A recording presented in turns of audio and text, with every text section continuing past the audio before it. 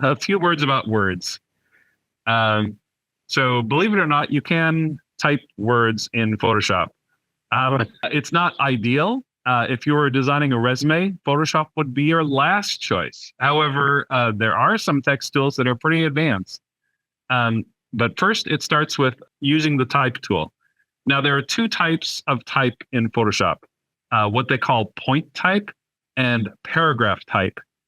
And this refers to how Photoshop considers the origin point to base any changes around. Paragraph text is created when you draw a box using the type tool. And it uses this box as kind of like a bounding area for your paragraphs. So, in Microsoft Word, when you keep typing, it wraps to the next line. So that's how Photoshop works when you draw out a box first.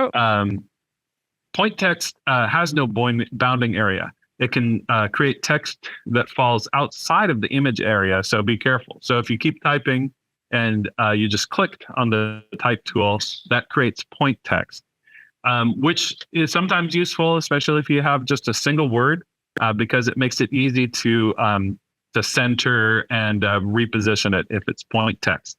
But for anything that's like a paragraph or even just 2 or 3 lines, paragraph text is your best bet. However, if you've changed from one and you figure that you actually need to have the other, it's easy to change between the two.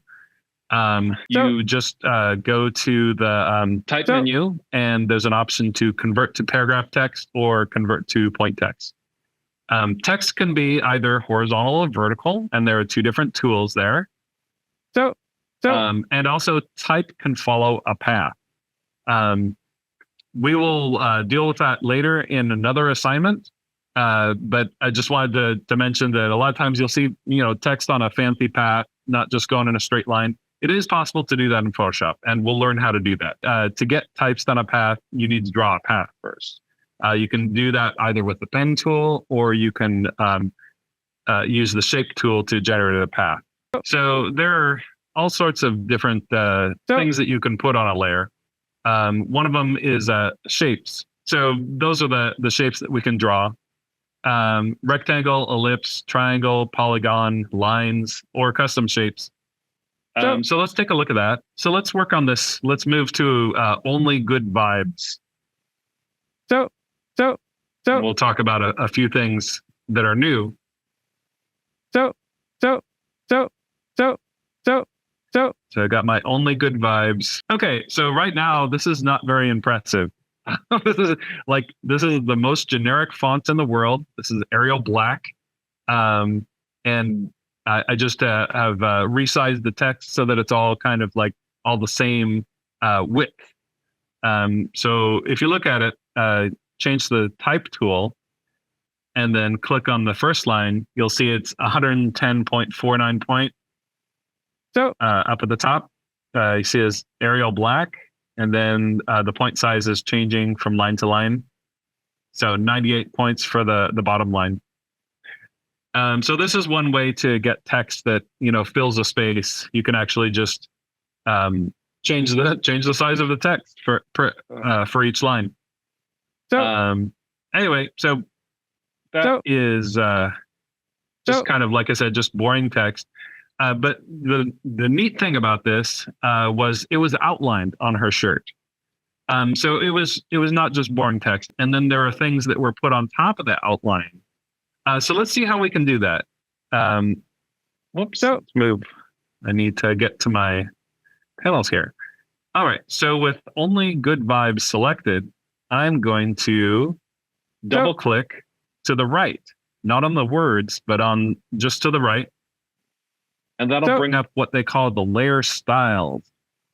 And there are all sorts of different, basically layer styles are just mini effects that you can apply per layer. So from this, you'll see a lot of different things that we can do. We can create a bevel. So that's kind of nice.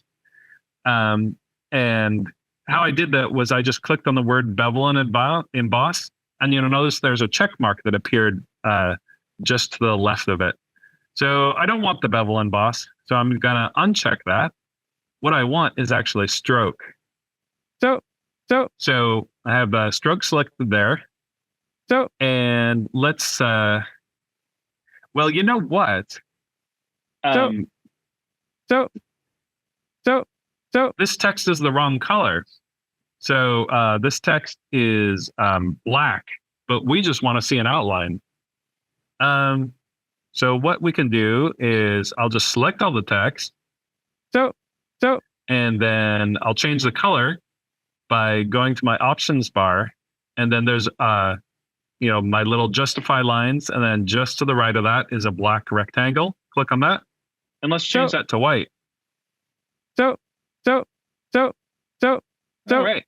And now we got to do something because the text has just disappeared.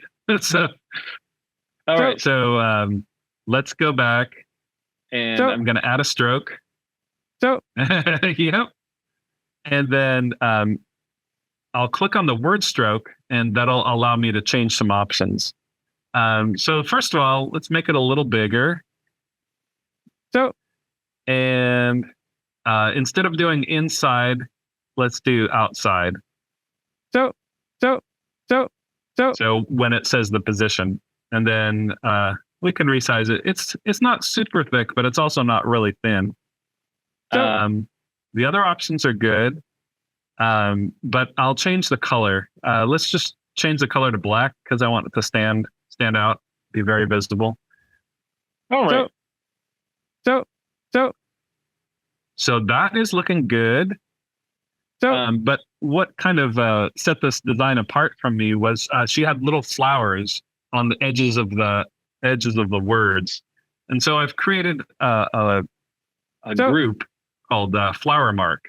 And if you spin that little arrow there, you'll see there's a flower outline and a flower fill. And currently it's not set to display. But if you click just to the left of the folder, it'll display that. And this is a little, I think in Japanese, a lot of times, if a teacher is happy with your assignment, she'll draw a flower mark or a hanamaru. This is kind of what it looks like. And then this is my recollection of what her shirt was like. I had just kind of simple illustration. And you'll see the flower outline. It has this little special icon next to it. Kind of looks like a smart object, but it isn't. That is showing us that that's actually a shape. And if we wanted to change the color of it, what we can do is we'll just go to our shape tools over here. And you can click on any of them. Doesn't matter.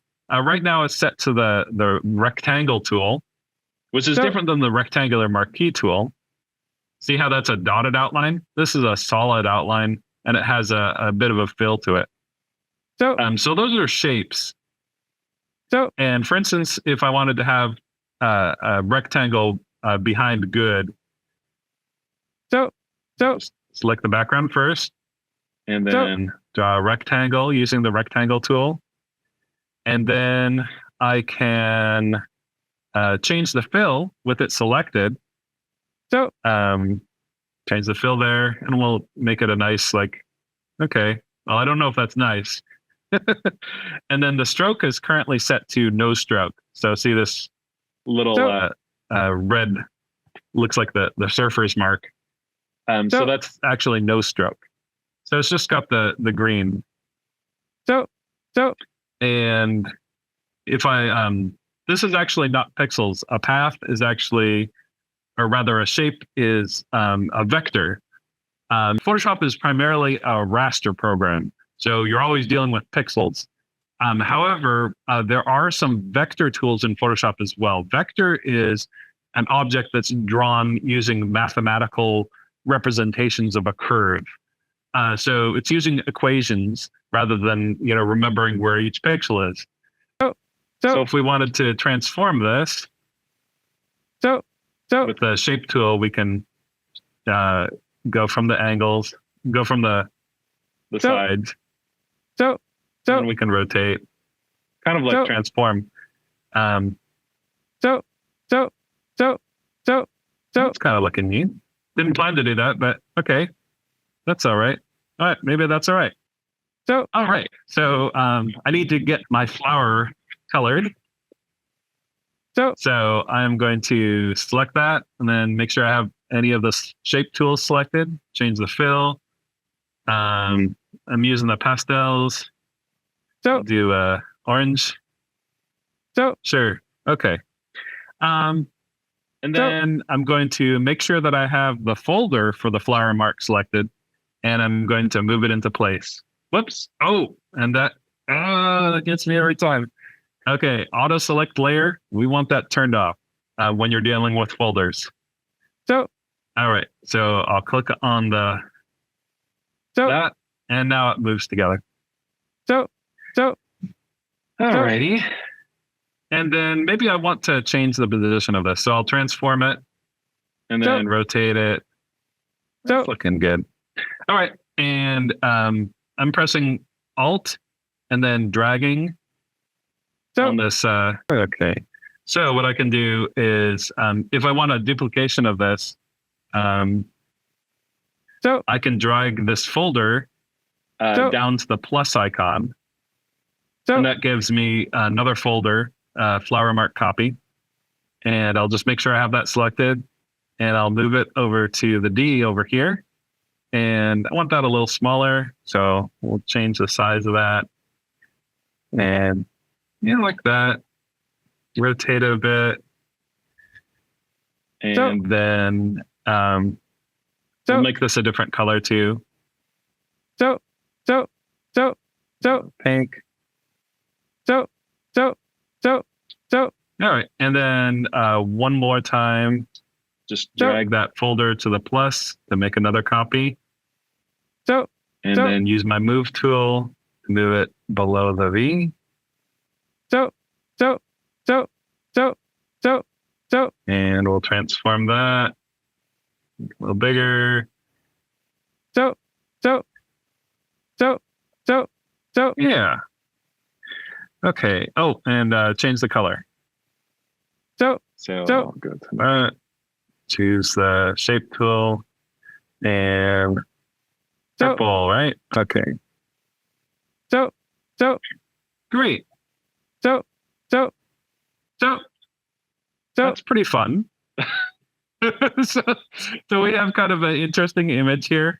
What if we're going to take this further? What I would probably do is I'd download a texture of a cotton T-shirt with maybe a little bit of a tint to it, and then we could do kind of a product mock-up. So if we're trying to sell T-shirts, we could show someone what this would look like before we print it out. So sometimes that is definitely one of the big uses of Photoshop. So let us. I think we've covered everything we need to for layers today. Then I won't save that. I'll have fun creating it later. So layer styles, as you saw, we applied just a stroke to it. You can also do things like drop shadows using layer styles. You can experiment and go through that. To change the settings of one of those little effects, you have to click on the name, and the checkbox is used to turn off or on the effect. Now, some of these, like drop shadow specifically, you can apply multiple drop shadows. Sometimes that's what people use to get more realistic drop shadows. So there is a reason to apply an effect more than once. Also, there are some presets in there. So if you go to the top of the layer styles, there's a styles box there, and you can choose some style presets, and it'll apply it everything.